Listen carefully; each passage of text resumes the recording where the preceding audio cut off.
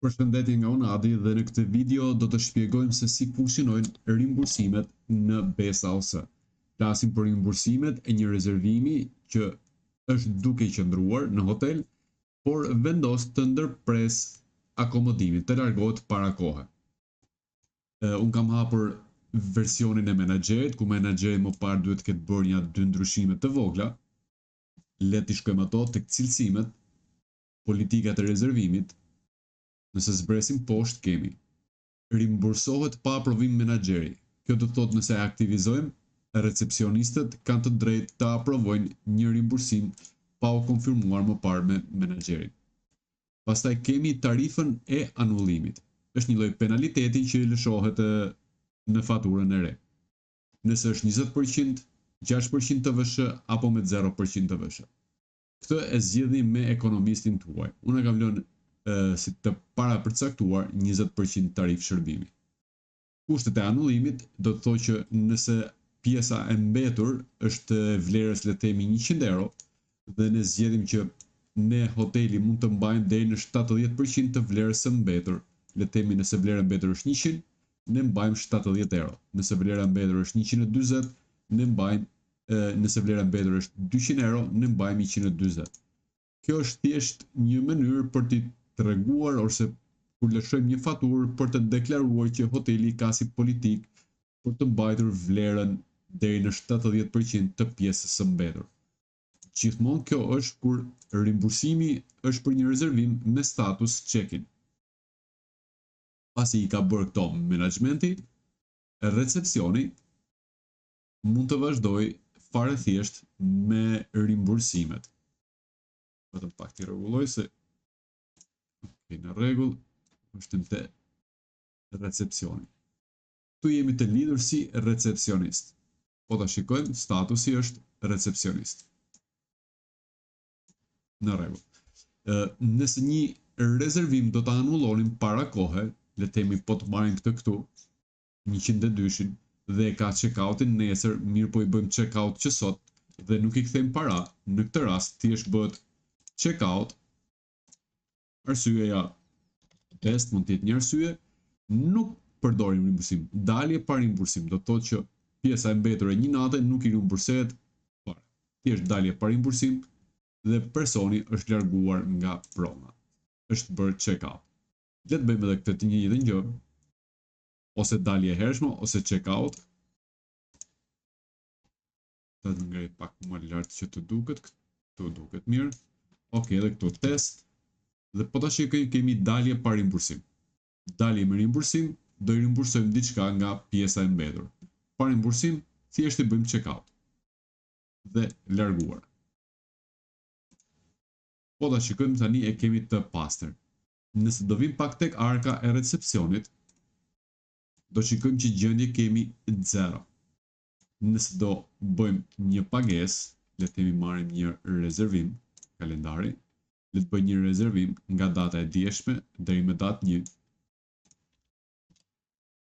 Adi 104. E bëjmë statusin check-in që është në hotel. Kjo është një konfirmim që dhoma nuk është pastruar akoma. E bëjmë gjithsesi check-in. Shkojmë tek pagesat, zgjedhim cash sepse na duhet të kemi cash në ark në mënyrë që të mund të bëjmë një rimbursim. E arktojmë rezervimin. Pasi e kemi arktuar, kthehemi në recepcion, 104, 200 euro. Nëse do shkojmë tek arka e recepcionit tani, do shikojmë që personi që është loguar që bëri arktimin ka 200 euro cash. Këtu do ishte keshi sipas stafit dhe këtu është keshi total në recepcion. Aktualisht kemi 200 euro. Nëse do vinte personi, do kërkonte daljet e hershme le të themi të nesërme. Nga 28 deri me datë 1 dhe me datë sot ose nesër me datë 30 vendos të largohet. Tek dalja e hershme, data e check-outit 30, nëse zgjedhim datën 30, i bie që t'i kthejmë klientit 100 euro. Neto që do rimbursohen janë 2 nga 4, sepse 2 ka qëndruar dhe 2 tjera janë që do rimbursohen. Ne kemi politikën e anullimit, ku mbajmë 70% të shumës.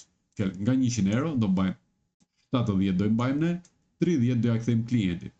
Mund të ishte 50 klientit dhe 50 ne. Kjo tani është çështje si e vendosni ose si ka politikat hoteli. Por thjesht e kemi si opsion për ta zgjedhur. Le ta bëjmë 50-50. Mënyra e kthimit të parave është cash, sepse mund bëjmë një transfer bankare ku marrim të dhënat e klientit dhe pastaj financa vazhdon me transferin apo rimbursimin. Por qëndrojmë cash, kush do i kthej parat, nëse do i kthej financa dhe menaxheri apo recepcioni, le të zgjidhim recepcioni dhe do kthejmë 50 euro. Arsyeja mund të ishte arsye pse klienti vendos që të largohet para kohë dhe e lexon menaxheri arsyeën e daljes dhe nëse menaxheri e aprovon apo jo është çështje tjetër. Tani do klikojmë dalje me rimbursim sepse klienti pret të rimbursohet 50 euro. E bëjmë si kërkesë. Kërkesa është dërguar tek menaxheri, shembull menaxheri në këtë rast, tek recepcioni i vjen një kërkesë e re për rimbursim. Nëse ka të instaluar aplikacionin, do i shkojë në aplikacion dhe kudo që të jetë, edhe nëse është i jashtë shtetit dhe nuk është fare në pronë apo diku tjetër, mund ta aprovoj apo jo kërkesën për rimbursim. Le ta shikojmë dhe ja ku erdhi kërkesa. Menaxheri ka të dhënat, i lexon, i shikon dhe le të themi e aprovoi. Por në momentin që do e aprovoj, ne do na vinë një njoftim në recepcion. Le të aprovoj, ta afroj tani të recepcionit dhe vjen njoftimi që u aprovua. Nëse vim këtu tani, e klikojmë, mund të kemi opsionin vazhdo me rimbursimin. Edhe njëherë para se të vazhdoj, do hap dhe njëherë arkën, new tab. Do shikojmë që në ark kemi 200 euro. Do vazhdojmë me rimbursimin dhe rimbursimi është 50 euro dhe i paguan recepcioni nga arka. E zbatojmë rimbursimin. Pasi e kemi klikuar, tani pagesa është 150 euro dhe nëse do vite arka, rimbursimi u aprovua dhe u ekzekutua. Në rregull, i bëjmë një reload dhe do shikojmë që kemi 150 euro, sepse tek lëvizje do shikojmë që kemi minus 50 euro për rimbursimin që sapo bëm. Po të vim tani tek faturat, rezervimi është shkurtuar me datë 30 check-outi automatikisht në sistem. Nëse e klikojmë tani, data check-outit është 30. Janë anulluar 2 ditë. Tek pagesat kemi 50 refund. Tek fatura, nëse do e printojmë, kemi tarifën e anullimit është pikërisht 50-ja, 2 netët e qëndrimit dhe kemi rimbursimin 50 euro.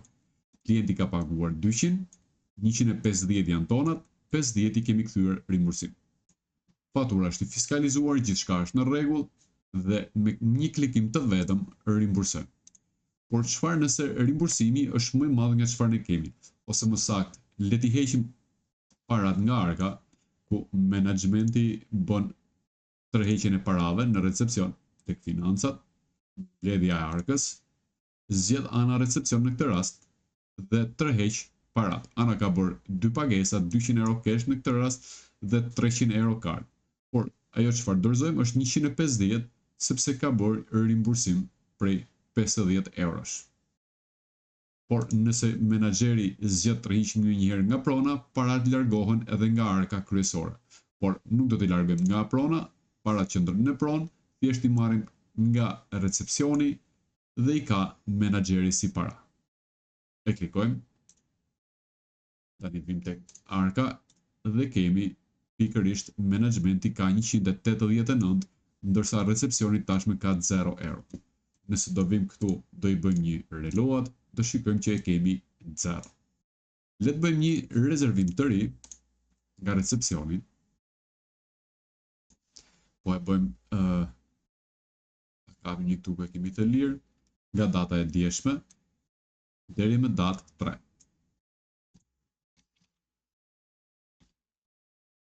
Po bëj këtë adi rimbursim ose Monika Stermadi, pas kemi këtu një test, 490 euro, e krijojmë si rezervim. personi ka bërë, le të themi, përsëri, nëse bën check-out pa rimbursim është thjesht, por edhe me rimbursim është fare thjesht. Bëjmë check-inin, e arktojmë pagesën, 490 euro, le ta arktojmë me kart në mënyrë që mos të kemi cash në recepcion. E arktojmë.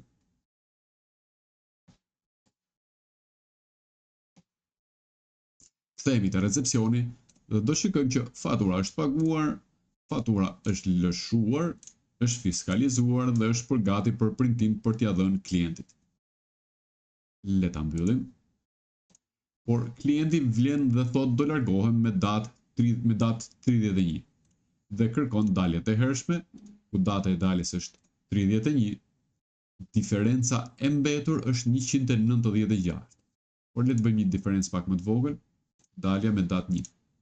Me datë 1 dalja, shuma rimbursuar 63 euro, diferenca 167 që është tarifa e anullimit, është me cash dhe nëse do zgjedhim ta paguajmë nga recepcioni këtu, test. Nëse dërgojmë kërkesë, nuk mund të vazhdojmë sepse kemi 0 para në recepcion.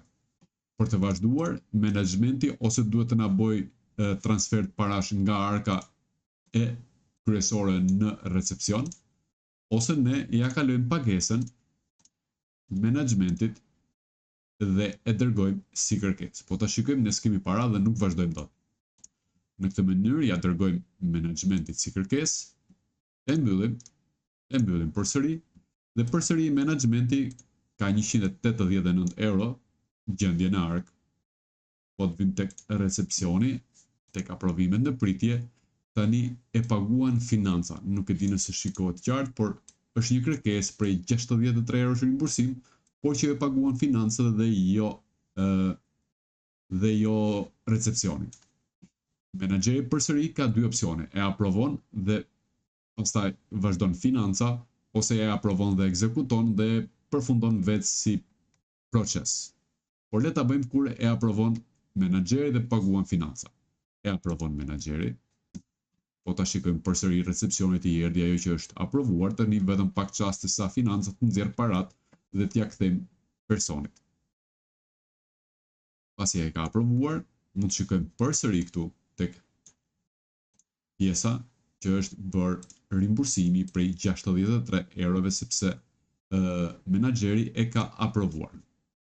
Vazhdojmë përsëri tek financat, tek veprimet dhe kemi rimbursime në pritje.